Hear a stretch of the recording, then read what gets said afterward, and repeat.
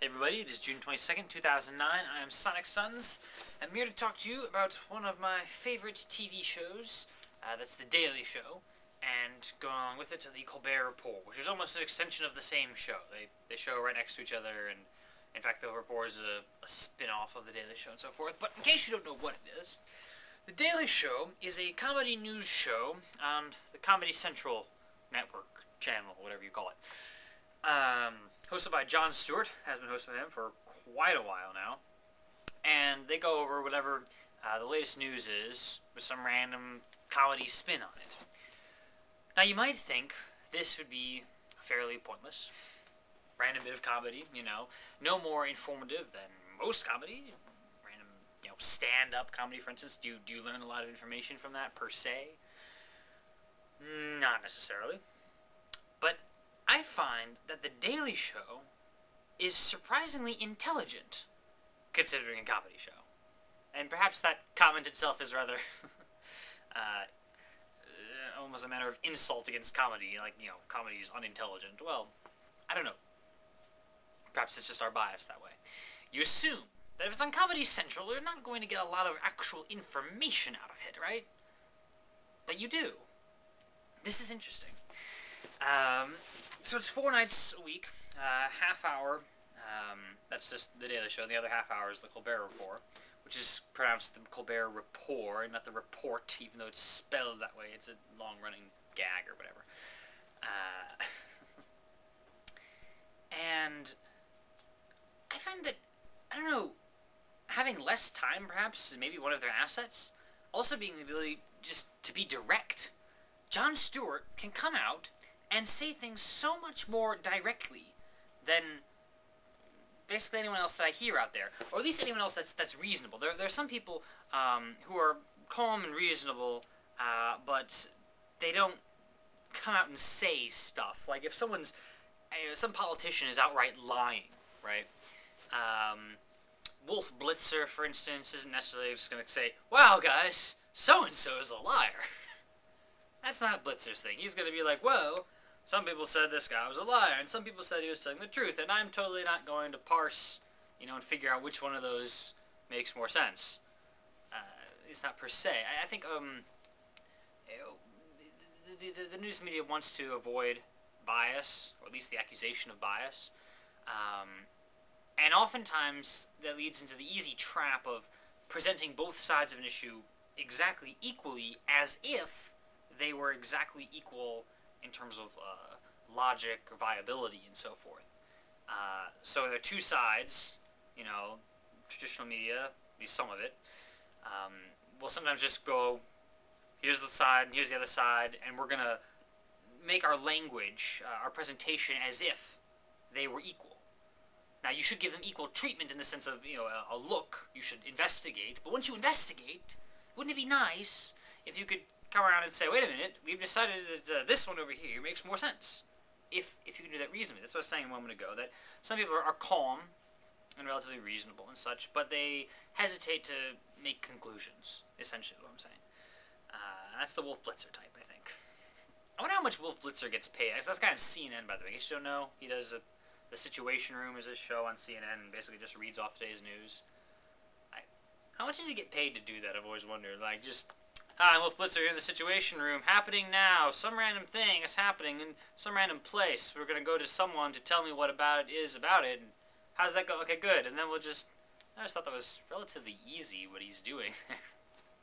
But he probably does all sorts of other work behind the scenes, or setting up, what stories they're going to cover. I don't know. I'm off topic. Some people are relatively calm and reasonable, but they hesitate to make conclusions. Other people are good at, saying what they feel, but they're not really reasonable about it.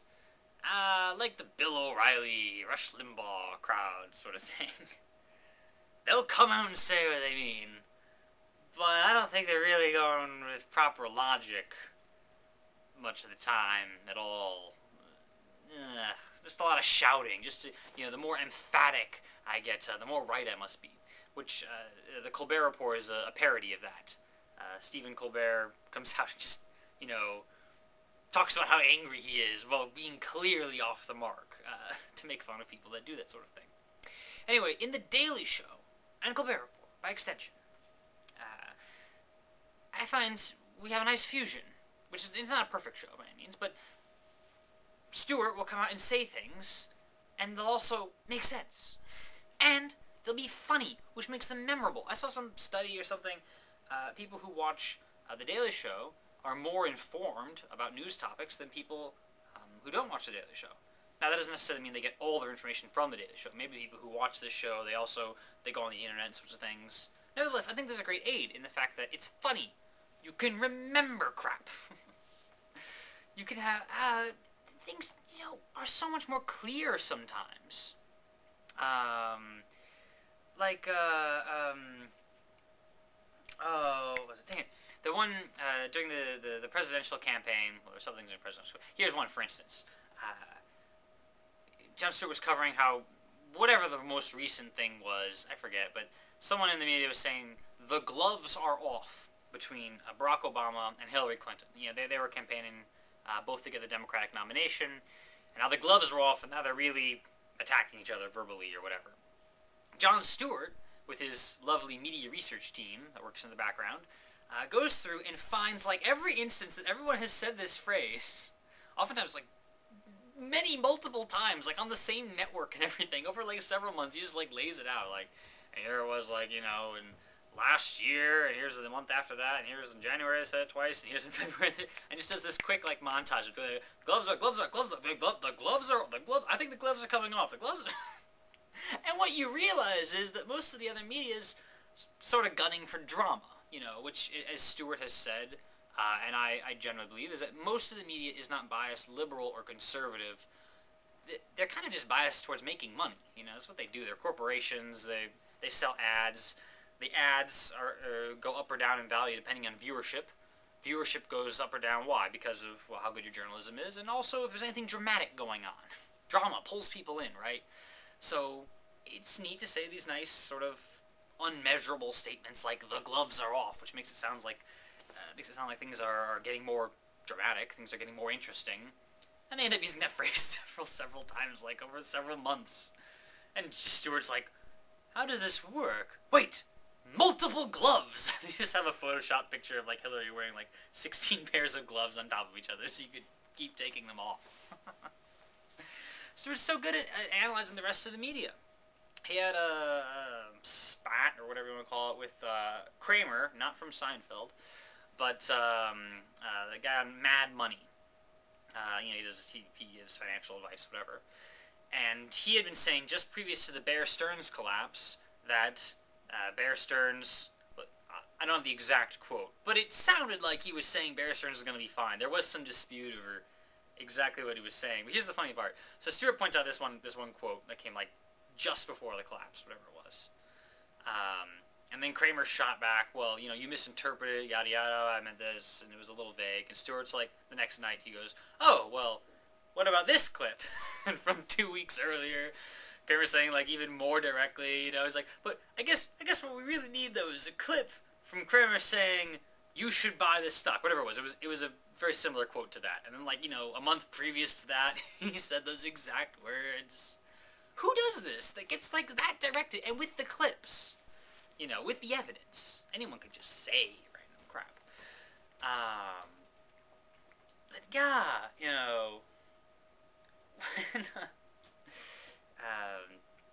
when some of Obama's nominees started coming in, and several of them, not several, a few anyway, hadn't fully paid their taxes, it turns out. And this is sort of a scandal.